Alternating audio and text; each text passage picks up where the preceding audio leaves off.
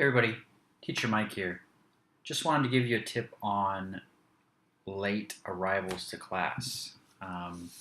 This is one of those things that's going to be a big culture shock, cultural difference between what you may be used to and what is pretty common in most of Asia, including China. That is, people show up when they show up. They're on their own time, and to us, it could be seen as, maybe disrespectful or not so good. But we as teachers need to keep in mind that there's a lot of stuff going on with these kids and with the family. They've been in school for 8, 9 hours maybe. They've just eaten. There's probably some kind of drama, something going on with homework or sports or friends or whatever. So there's a lot that goes into showing up on time on their end, technical issues, those kinds of things. So it's not uncommon to have a late arrival to class. Usually they show up within the first 5 minutes. But just now I just had a 10-minute late class, and you in Asia you want to maintain face, so you don't want to show any kind of outward anger, hostility. You don't want to ask about it. Why are you late? That's not a good idea. So the best way to think about it as a teacher is just to say, hey, listen, I'm getting paid whether this student shows up or not. I sure hope they show up and we have a good time together. That's my main goal. That's what gets you paid the most. But if it's a complete no-show, you do get paid. And if they show up late, it does make you adapt the lesson, because you don't really want to speed through the lesson and just say, okay, what's this? Okay, let's go. You have no time to really, sing or do any special activities you had planned. So that's what really could frustrate you and then make you act frustrated towards the child, but you shouldn't.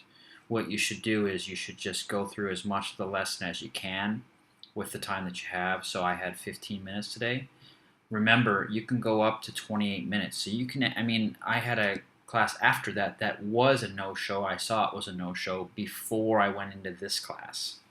So I was able, I'm recording it now in the no-show period. It wasn't rebookable. It grayed out my schedule. So I knew that I would have this time. So I gave them a couple more minutes. That gives me 17 minutes instead of 15 minutes.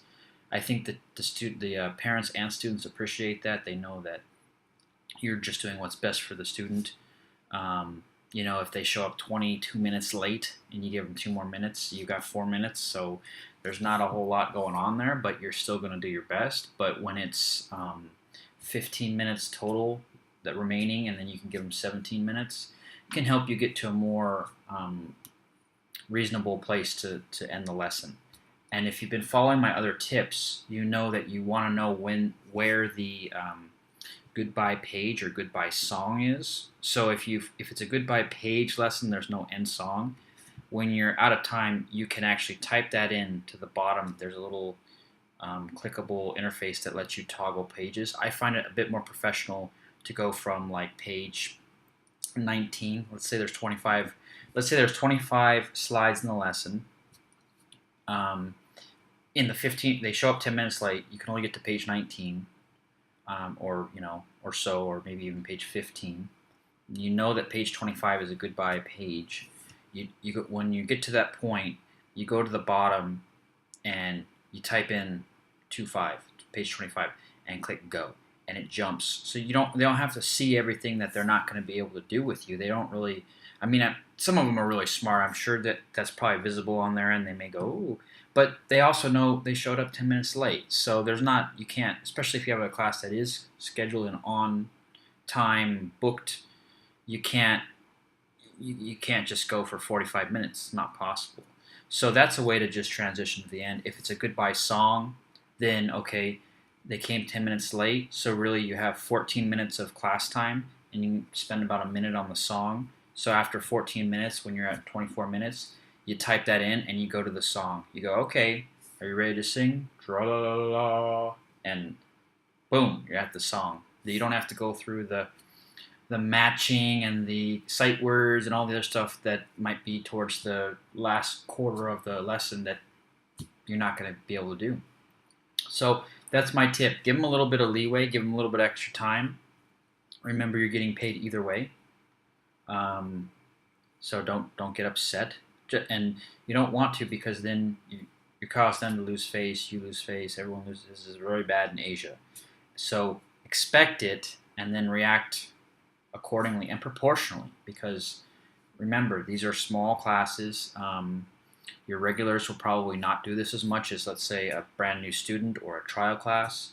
So, it's not like they've personally stepped on your toe out on the sidewalk. It's not something to get really worked up about. But if you haven't been traveling or don't have exposure to or you haven't really thought it through the way I just explained about, who knows what's going on at home, and they've been in class all day, then I can definitely see some folks, getting irritated, and that just that's a negative cycle. So don't get into that, because they could show up and you need to be on point when that happens. All right, guys, let me know what you think in the comments below, and see you next time.